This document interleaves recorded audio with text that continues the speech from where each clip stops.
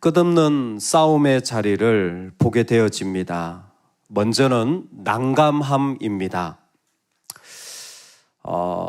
아내를 두고 화가 나서 떠났던 삼손이 다시 돌아옵니다.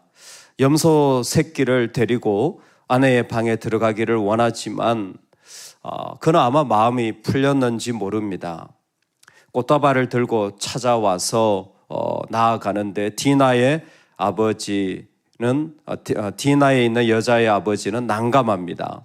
삼손이 안 올 것이라 생각했을 수도 있고 어떤 이유에서인지 다른 남자에게 딸을 줘버렸기 때문입니다. 재혼을 한 것이죠. 삼손이 안 돌아올 것처럼 아내를 버린 이유도 있고 동시에 장인도 사위에 대해서 별로 애정이 없었어요. 무엇보다 삼손의 부모 마노아 부부는 이 며느리가 가장 못마땅했을 것입니다. 블레셋 여자잖아요. 난감할 때에 대안을 제시합니다. 누이를 대신해서, 언니를 대신해서 동생을 줄 테니까 이 동생과 결혼해서 아내로 맞이하라 라는 것입니다. 난감함을 대하는 사람들의 태도 속에서 이제 또 다른 일들이 일어나는데 그런 장인의 제안을 거부하게 되어집니다. 여러분 어떤 순간인지 잘 보셔야 돼요. 그게 뭐냐면 나도 모르게 내 습관이 나오게 되어 있어요. 믿음으로 기도하고 예배 드리는데 어느 자리가 되어지면 내 소견에 오른 대로 하는 그 순간이 그냥 나와버리는 거예요.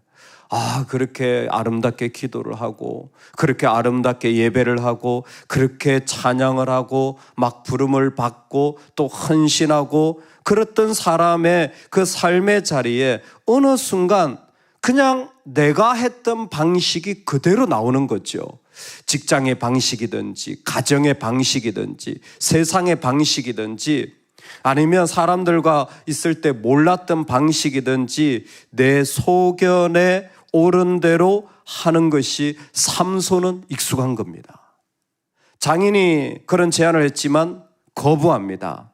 그리고 당당하게 블레셋 사람들을 그냥 두지 않을 것이라고 선언합니다.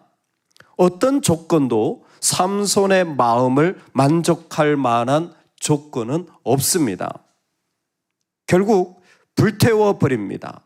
난감함과 거부가 커져서 불태워 버리는 일이 일어납니다. 삼손이 여우 300마리를 붙들어서 재밌는 이야기처럼 보이지만 삼손에게는 이건 식은 죽 먹기예요. 아무것도 아니에요. 300마리 어디서 구했는지 모르겠지만 그 300마리를 붙들어다가 꼬리와 꼬리를 메고 거기에 횃불을 달게 하여서 들밭으로 나가 모든 들판을 불태웁니다. 거기에 감람나무도 불타고 곡식도 불타고 포도원도 불살라 버립니다. 이 장면이 단순한 불태워버림 같지만 1년 동안 지은 곡식이 다 날아가는 것뿐만 아니라 그 다음에 먹을 곡식도 없어지는 처절한 장면이 일어나는 거예요. 이미 불태워버리는 것을 통하여서 이젠 내 문제가 아니에요. 개인의 문제가 아닙니다. 공동체가 무너지기 시작한 겁니다.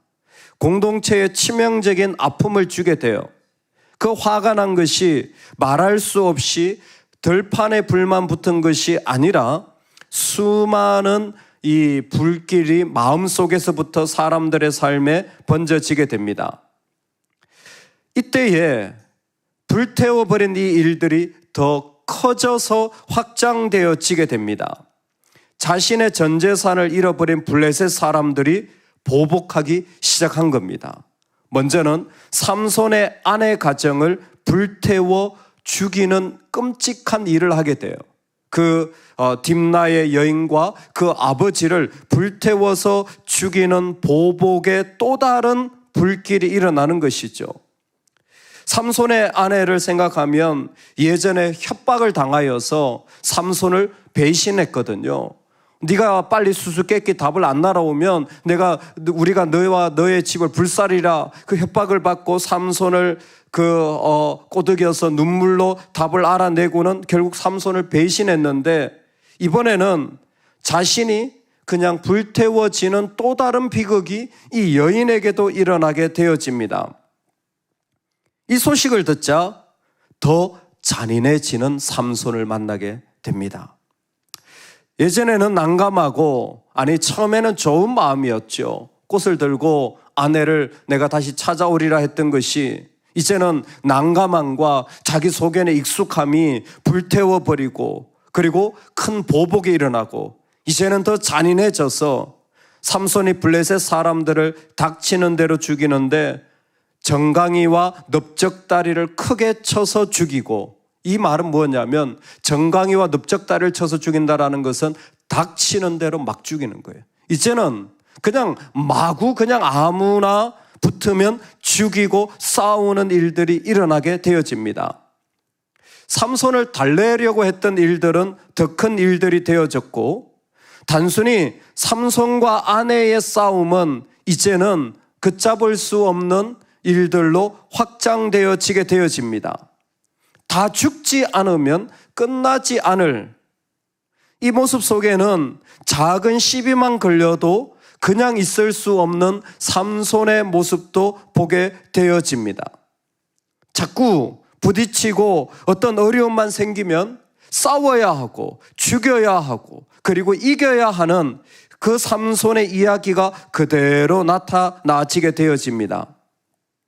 왜 이런 일이 나타납니까? 인간의 자기중심적 사고 때문입니다. 내가 중심이면 그는 잘못되어집니다. 인간의 자기중심적 사고는 의사소통에서 감정 조절에, 대인관계에, 심지어 신앙생활까지 그대로 흘러들어와서 자기중심적 사고를 한다면 끝이 없는 싸움에 들어갈 수밖에 없습니다.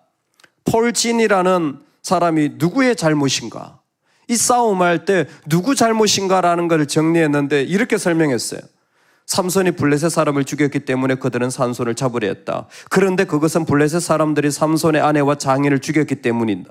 그런데 그것은 삼손이 여우를 이용해 블레셋의 밭에 불을 질렀기 때문이다. 그런데 그것은 삼손의 장인이 그의 아내를 다른 사람에게 주었기 때문이다. 그런데 그것은 삼손이 화를 내고 떠났기 때문이다. 그런데 그것은 삼손의 아내가 삼손에게 답을 알아내 블레셋 사람들에게 알려주었기 때문이다. 그런데 그것은 블레셋 사람들이 그 여자를 협박했기 때문이다. 그런데 그것은 삼손이 블레셋 사람들의 수수께끼를 냈기 때문이다. 그런데 그것은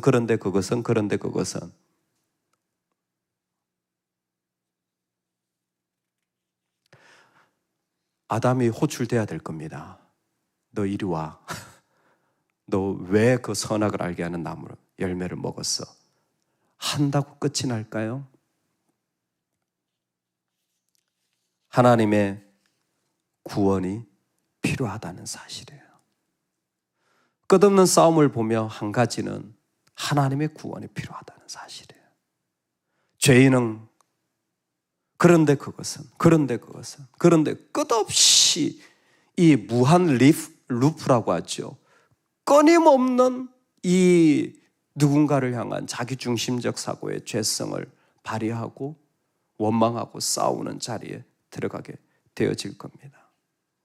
우리는 그 역사의 현장에 있지 않습니까? 며칠 전 인도에서 파키스탄에 미사일을 쐈고 파키스탄이 인도의 비행기를 격추를 시켜서 민간인도 죽고 군인도 죽고 또 사람이 죽는 일은 죽으면 끝날 것 같습니까?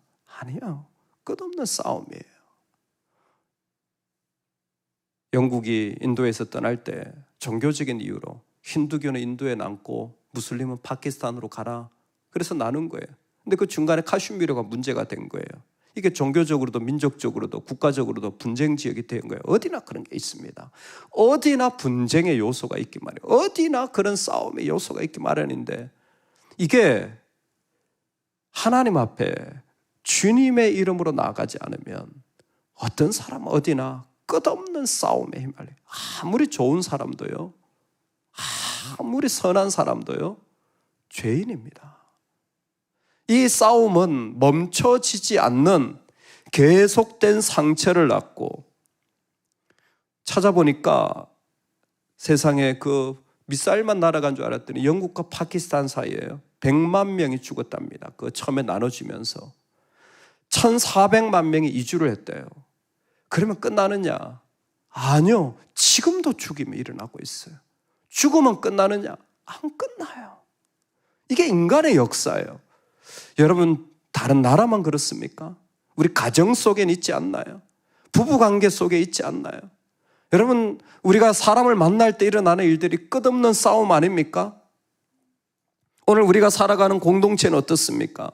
우리가 살아가는 만남 속에는 어떻습니까? 끊임없이 싸우는 이야기가 오늘 삼손의 이야기 속에 기록되어져 있는데, 안타까운 것은 삼손은 사사지만 사사다운 모습으로 서지 않고 인간의 모습으로 그저 걸어갈 뿐이에요. 정말 그 능력을 받고도 하나님을 위해 살기도 아까운 하루를 세상의 자리에 빼앗겨 자기 속에는 옳은 대로 하는 싸움의 무한 굴레에 끊임없이 들어가고 결국은 무자비한 살인만 남게 되어지는 것입니다. 마땅히 생각할 그 이상의 생각을 품지 말고 여러분 멈춰질 수 있기를 주의 이름으로 축원합니다. 주님이 명령하십니다. 마땅히 생각할 그 이상은 품지 마라. 그런데 그것은 끊임없이 나아가봤자 누군가를 죽이고 누군가를 무너뜨리고 누군가를 그 영혼의 하나님에게서 멀어지게 하고 그래도 끝이 안 나는 것이 죄의 속성이에요. 예수 그리스도밖에 없습니다. 누군가 예수 그리스도로 멈출 때에 예수 그리스도로 구원받는 거예요. 죄를 이길 유일한 힘은 예수 그리스도입니다. 죄를 이길 유일한 힘은 논쟁도 싸움도 자기 의도 아닙니다. 예수 그리스도입니다. 예수님 그럼 말하면 다 되냐? 정말 죄송한데요. 다 돼요. 예수님 밖에 없어요. 다른 구원이 저한테는 없어요. 이 세상에 다른 구원이 없어요. 그 수많은 가정의 상처들, 그 수많은 부모의 상처들, 자기가 지은 그 수많은 아픔의 자리에서 어떻게 구원받을 수 있겠습니까? 이 싸움에서 어떻게 구원받을 수 있겠습니까? 예수 그리스도예요. 예수 그리스도 앞에 내가 죽어지는 겁니다. 할렐루야. 내가 주님 앞에 죽어질 수 있기를 주의 이름으로 축원합니다. 내가 죽어지는 거예요. 내가 십자가에 죽었습니다. 나는 그 싸움에 휘말려 들지 않겠습니다. 나는 더 이상 그 싸움을 거론하지 않겠습니다. 작은 일이든 큰 일이든 내가 십자가에 죽어질 때 마땅히 생각할 그 이상의 생각을 품지 마라. 너는 십자가에 죽어라. 그리고 뭐합니까? 그러면 뭐 하면 됩니까? 그러면 어떻게 살면 됩니까? 사랑하라. 사랑은 자기의 유익을 구하지 아니하고. 잘 아시잖아요. 이 말씀 어디다 줬습니까? 무한적으로 싸우는 고린도 교회에 줬잖아요. 은사 문제, 사람 문제, 지도자 문제, 자기의 음욕 문제, 그 다 있는 끝없는 싸움이 이게 어떻게 해결이 됩니까? 사랑하라. 내가 십자가에 죽고 사랑하라. 사랑하면 아무 문제 안 돼요.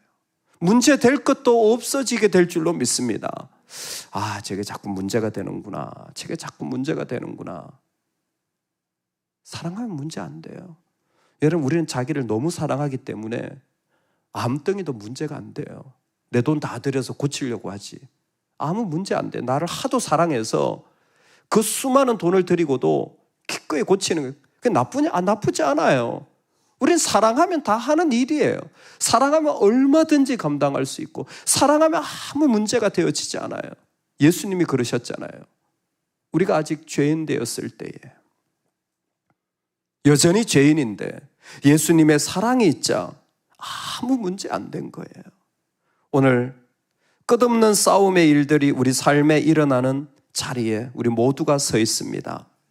난감했던 모습이 자기 방식대로 나아가는 일들이 그대로 일어났고 결국은 불이 되어지고 잔인해지고 끝까지 죽이게 되는 일들을 하게 되어지는 삼손의 이야기를 보면서 혹시 우리도 끝없는 싸움의 자리, 끝없는 이야기 속에 들어간다면 아니요, 보셔야 돼요.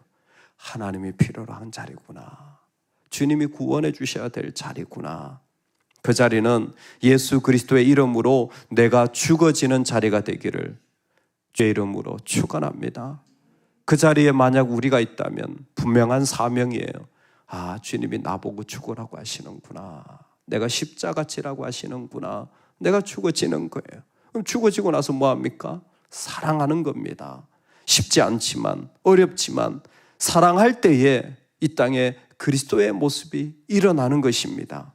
오늘 저와 여러분의 삶의 자리에 하나님의 구원의 역사가 일어나기를 주의 이름으로 축원합니다. 아멘, 아멘.